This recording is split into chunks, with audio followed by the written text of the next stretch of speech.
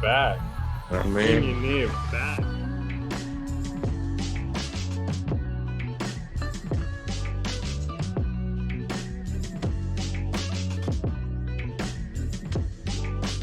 And a monster home run hit to a place I've never seen hit. what, hit this popping? Who would have thought hip hop would have made it this far? What's going on, everyone? Welcome to another edition of the Rob Duran Podcast. As always, I am your host, and I'm happy to be here with you guys. Happy for you guys to be joining me tonight on this Monday evening as I record the day before the MLB Playoffs officially kick off. The wildcard round, best of three series, one of the most nerve-wracking series in the entire MLB playoff schedule. Because as you know, in a three-game series, anything can happen. Any ball falling any which way could really affect the games. But I'm here to give you guys a quick little breakdown, some analysis, and ultimately my predictions on the four series that we're going to be seeing starting tomorrow on Tuesday, September 30th, 1 p.m. Kicks off with the Guardians and the Tiger series. So make sure to you guys tune into that, followed by the rest of the games shortly after that game begins. I'm gonna be real. Obviously, I'm here by myself, as you guys can see. A little bit of a throwback if you guys have been following me since the beginning, back when Rob Duran Sports was a thing. The fellas are not here, mostly because this wasn't even supposed to be happening today. But I thought it'd be criminal to not get on here and give you guys these predictions. If I'm being completely honest with you, I actually fell asleep putting my daughter to bed today. I woke up and I was like, you know what? I gotta get on the mic. I gotta give these people what they want, give these people what they're waiting for and what they ask for. And as promised, I'm here today. Fellas, I appreciate you guys. Everyone who's tuning in, definitely appreciate you guys. Love the support that you guys have been showing us. But let's get right into it, man. And I know what you guys are waiting for. The Yankees Red Sox series prediction. But I'm gonna have you guys wait a little bit longer. Because I'm gonna jump right in and I'm gonna start off with the Cubs and Padres series, actually.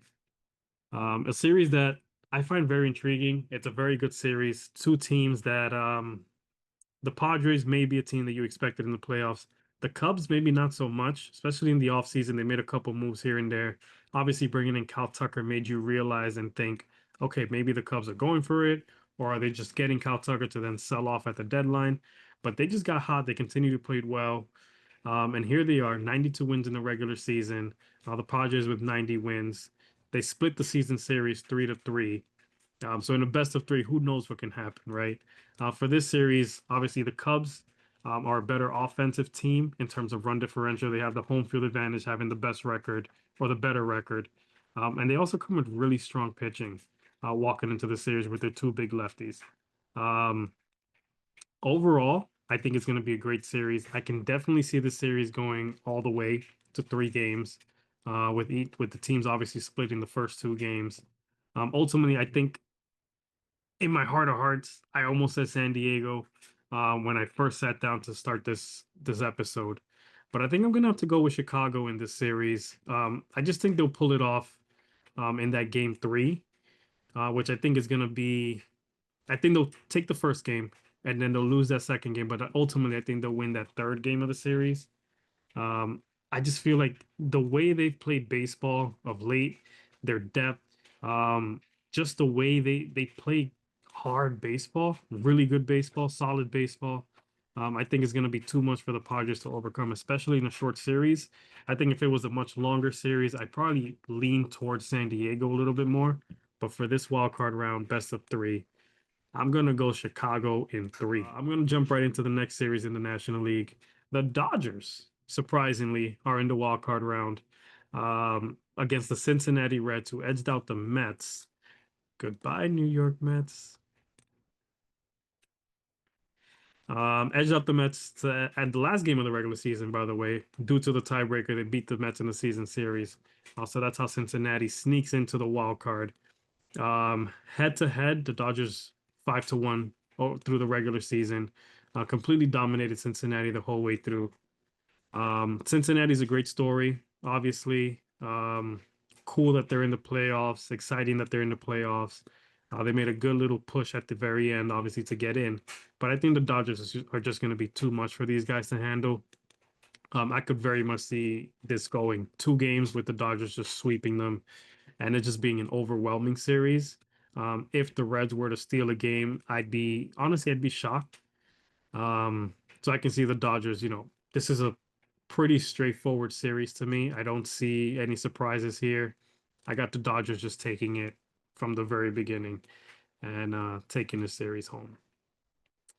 Now moving on to the American League. And apologies for going fast. Like I said, it's 11:30 at night. My kids are asleep. I'm ready to go to sleep. But again, baseball is my sport. It's my thing. I couldn't miss the opportunity to be here and record with you guys. Cleveland, Detroit.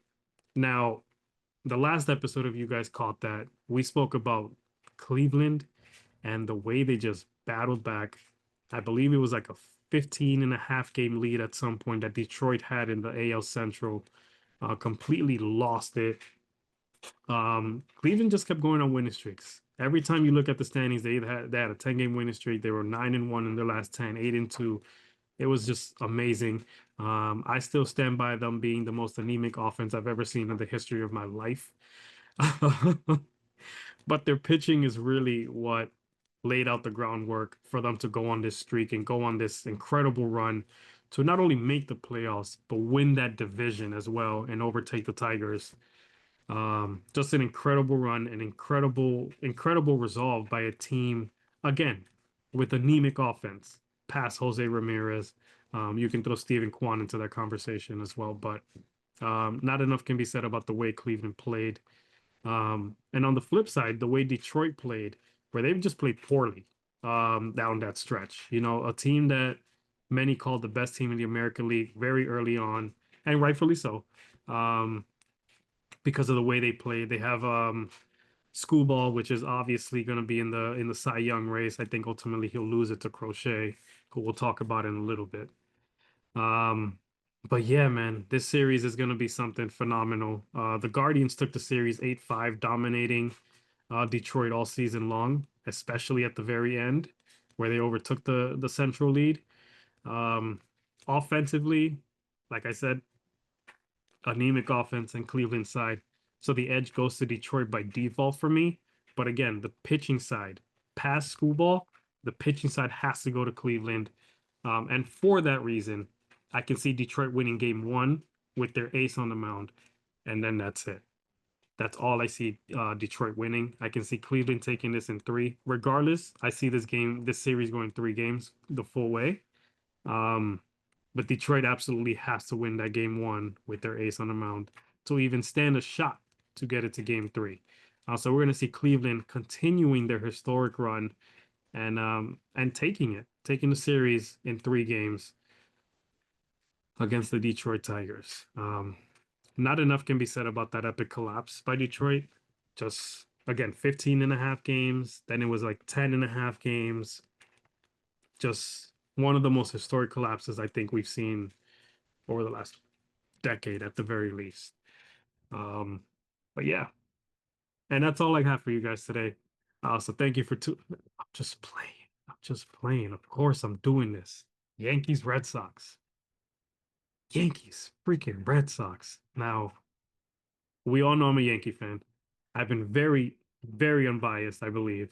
As we went into the playoff race, and started breaking this down. I've been very transparent with me not wanting to see the Red Sox, especially in a wild card scenario, which is why I believed it was very important for the Yankees to try to win that division from the Toronto Blue Jays.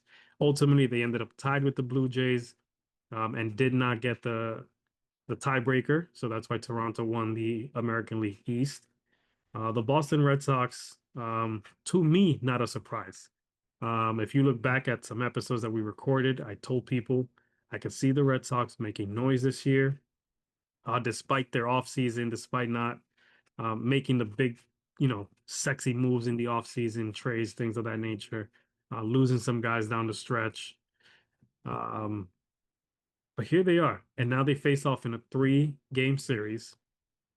Yankees, Red Sox. All the games are in the Bronx. Obviously, the Red Sox won the season series. They pretty much dominated the Yankees up until the last series that they faced off, winning the season series 9-4. Crochet, who's their ace and probably the Cy Young Award winner this season, just absolutely dominated New York. I actually went to a game in which Crochet pitched, and I believe he went into the ninth inning before Aaron Judge hit a home run to tie the game and then send the game into extra innings, where the Yankees ultimately lost that game, unfortunately. But he looked absolutely disgusting in that game, has continued to look great against the Yankees in every game he's pitched against them this season. So game one is going to be a very important game for the Red Sox, because I expect the Red Sox to win game one with their ace on the mound, despite what Max Fried has done on the other side, who's been phenomenal down the stretch with the Yankees. Led the American League with 18 wins of 19 wins. But Crochet is just Crochet. Over 200 and something, so I think almost 230 strikeouts on the season. Just phenomenal from the left side. And I'll give credit where credit is due as well. I think the Yankees and Cashman built this roster out specifically for these types of matchups with these dominating lefties, with Skubal, Crochet, and whoever else they have to face down the stretch in the postseason. Having some really good balance with right-handed batters, left-handed batters, having a platoon-ish lineup where you have a lineup that comes in to start against the lefty, and then as the bullpen gets in, you kind of start mixing and matching. I think Aaron Boone has done a great job of making sure, finding that balance when they have a big lefty on the mound. Obviously, the Yankees offense is supreme in all of Major League Baseball, led by my American League MVP, Aaron Judge. But here's what I'll say. I didn't want to face the Red Sox. I could very well see the Red Sox sweeping the Yankees because of that game one with Crochet. I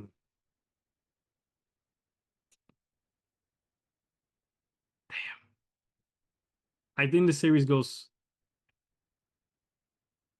This is a tough one. I'm not gonna lie. Giolito is out, so that's a big loss for the Red Sox. He probably would have been their game two starter. At worst, game three. I like Rodon going game two, especially the way he's been pitching down the stretch. He's really like locked in this year, has really found a great groove. If the series goes to 3 games, I'm going to give the edge to the New York Yankees. Whether they throw out Schlittler, whether they throw out, I believe it's going to be Schlittler in game 3. I don't see why not. The kid has been just absolutely phenomenal and disgusting all season. I'm going to go Yankees in 3.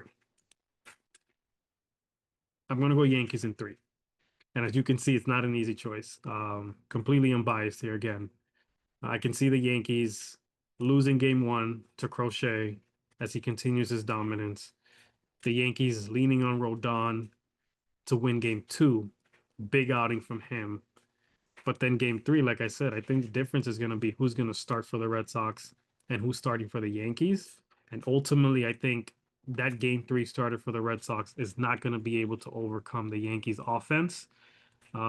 Listen, Aaron Judge is hot. Obviously, batting title, 50-something, 53 home runs, all that good stuff. But Giancarlo Stanton looks like he's turning things around. Jazz Chisholm, knock on wood, hopefully he's healthy and can be himself this series.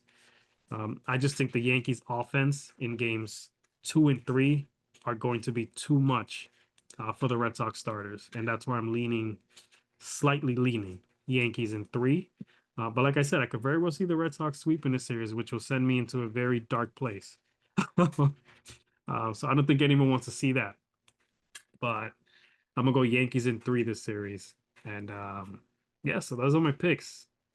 Yankees, Guardians, Cubs, Dodgers for the wild card round. I would love to hear you guys' thoughts. Please make sure to leave comments. Let me know what you guys think, what your picks are. Again, wild card round start tomorrow, Tuesday, September 30th at 1 p.m. Make sure to tune in. I believe the games are at 1, 4, 6, and 9 p.m. Eastern time. Yeah, tune in, man. It's going to be a fun series. It's going to be a fun round. I'm excited for the MLB playoffs. You guys know how I lock in. I get into my lab and I do my thing when the MLB playoffs begin. But thank you for tuning in. I appreciate you guys for all the support. Again, continue to like, share, subscribe, continue to tune in, comment, send Cesar those DMs. If you want to send them to me, Irvin, Hasiel, do so as well.